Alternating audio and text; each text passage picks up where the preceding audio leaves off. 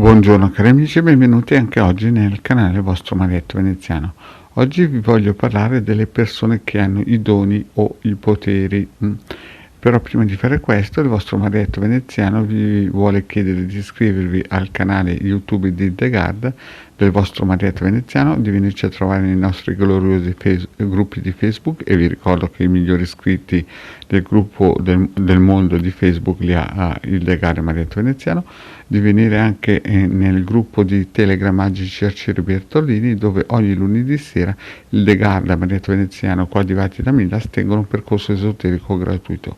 Siete tutti invitati e se venite vi mettiamo giù il tappeto rosso. Naturalmente i link sono sotto qui in descrizione. Se vi scappa anche un bel commento il vostro Marietto è felice, perché così lo aiutate ad animare un po' il canale, e anche un super like è sempre ben gradito. Bene, parliamo un po' di questi personaggi che a un certo punto della loro vita cominciano a vedere che hanno dei doni o dei poteri. Io vi racconterò due casi molto particolari, uno che è successo a me e uno che è successo a un'altra persona. E inizierò con il mio caso particolare. Più o meno a 22-23 anni, mentre facevo il barista nella Casa dei Sogni, un giorno è arrivato il capitano degli Alpini di Torino e mi disse: guarda, adesso stasera ti voglio far provare una cosa. Che io ero tutto curioso, e mentre lavoravo il capitano degli Alpini di Torino mi diede la possibilità di riuscire a sentire i pensieri delle altre persone. All'inizio, quando cominciai a percepire i pensieri delle altre persone, pensavo che anche loro riuscissero a sentire i miei, e quindi ero un po' vergognoso. Poi, quando capii che solo io riuscivo a sentire i loro, incominciai a ridere ed ero felice in certo senso di avere questo dono. Continuavo a sentire i loro pensieri e mi divertivo per i primi 5 minuti. A un certo punto cosa è successo? Continuavo a vedere e a capire che le persone avevano sempre tutti gli stessi pensieri, cioè nel senso che il 90% delle persone che venivano al bar praticamente pensavano all'unisono più o meno alle stesse identiche cose, ed erano pensieri squallidi. Per stringerla al massimo, dopo 2 ore mi sembrava di impazzire, perché non riuscivo a sostenere questa bassezza, questa cosa molto triste, che queste persone praticamente erano dentro un loop infinito e continuavano a fare gli stessi pensieri. E dopo 2 ore ho chiesto in ginocchio al capitano degli Alpini di Torino di togliermi questa possibilità di sentire i pensieri.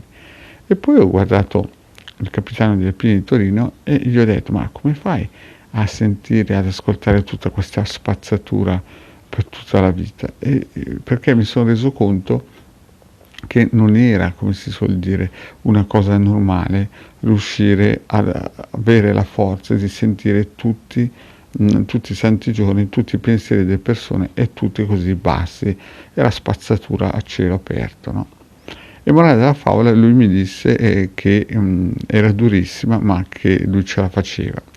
Infatti il capitano degli Alpini di Torino era un uomo in depressione, molto provato proprio per le cose che vedeva, e infatti quella sera mi disse: la mia fortuna è che tu mi hai dato la gioia di vivere, perché sennò anche lui aveva perso la gioia di vivere, proprio perché vedeva che era tutta una cosa ridondante, tutta la vita era una cosa ridondante.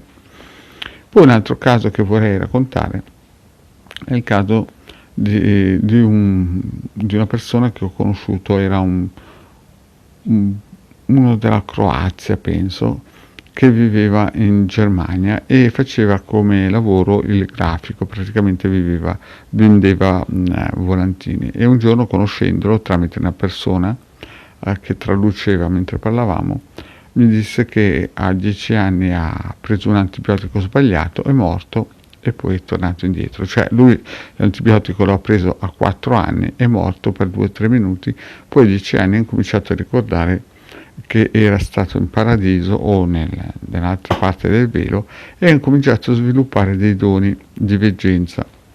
E mi raccontò che all'inizio, i primi anni che aveva questi doni, usciva in astrale, cercava di aiutare le persone e quant'altro. Poi a un certo punto della sua vita ha visto delle cose che non doveva vedere, e da quel punto lì è incominciato a a fare marcia indietro. Mi raccontava che lui magari era dentro un bar, vedeva entrare le persone e vedeva tutta la loro vita di queste persone. Al che io gli ho detto, ma allora tu vedi anche entrare, non so, degli assassini che magari hanno appena ammazzato qualcuno e non puoi fare niente se è lì al bar. E infatti questo me lo confermò, mi disse, io alcune volte ero al bar e a fianco a me magari c'era gente che aveva combinato disastri impossibili, ma non si poteva fare niente, quindi ho capito che quel mondo lì è meglio che lo lascio stare e vivo la mia vita, perché non posso influenzarla più di quel tanto, anche sebbene all'inizio ero lanciatissimo a poter per voler cambiare le cose. Questi sono degli esempi praticamente di persone che hanno avuto dei doni o dei poteri, chiamiamoli come volete, e a un certo punto si sono resi conto che questo mondo, questa vita, è diviso in due parti, praticamente quella che noi viviamo giornalmente e il mondo a venire, quello che i cabalisti parlano come paradiso terrestre, raggiungimento della Keter, per i tibetani sono la Samadhi e così. Quindi tutti quelli che voi vedete in un modo, come si suol dire, pacifico, serafico, che sono lì, che non li muove niente, non è che loro vivono in questo mondo, loro in quel momento lì sono nella Samadhi o nel mondo a venire. Quelli che i New Ageiani chiamano quinta dimensione, che sembra che dovremmo fare un salto quantico, guardate che sbagliano, non è che si va a andare da un'altra parte, si starà sempre qui, solo che avremo questa possibilità di vivere o sempre di là, cioè fisicamente qui, ma con lo spirito dall'altra parte, o staremo qui. Io ho conosciuto anche un'altra persona che faceva le pulizie, no? Cioè proprio una persona che aveva una conoscenza elementare della vita, ma che aveva il dono di stare in Samadhi. Praticamente lui era una donna, ha vissuto praticamente in due mondi, solamente che dall'altra parte era un pezzo da 90 e viveva in questa pace immensa, e di qua era una persona molto semplice che praticamente non dava nell'occhio nessuno, prendeva il suo motorino e ogni santo giorno andava a fare le pulizie nelle fabbriche o nelle case delle persone. Eppure era una persona che quando ti toccava, se voleva, ti portava in Samadhi e vedevi e avevi un'estasi e una pace e avevi qualcosa che solamente gli illuminati o gli avatar potevano raggiungere. Lo stesso Osho era una persona gravemente malata e alla fine si è tolta da questo corpo per poter scappare da questa, come si dice, situazione. Quindi, quando voi vedete queste persone che sono serafiche e sono dei o avatar o illuminati, non è che loro stanno qui con la mente, loro proprio entrano in questo stato, in questo nuovo mondo, in questo mondo a venire, e praticamente vivono di là. La differenza è questa. E quindi quando voi vedete ad esempio un paladino che era nervoso, è perché praticamente lui restava qua a combattere per cercare di far capire alle persone che esiste un altro mondo, ma l'altro mondo è qui e si chiama mondo a venire. Bene, cari amici, il vostro Marietto ha finito, vi ringrazio di avermi ascoltato e vi chiedo, se non avete ancora fatto, di iscrivervi al canale di Degar Marietto Veneziano. Grazie cari amici e alla prossima, ciao!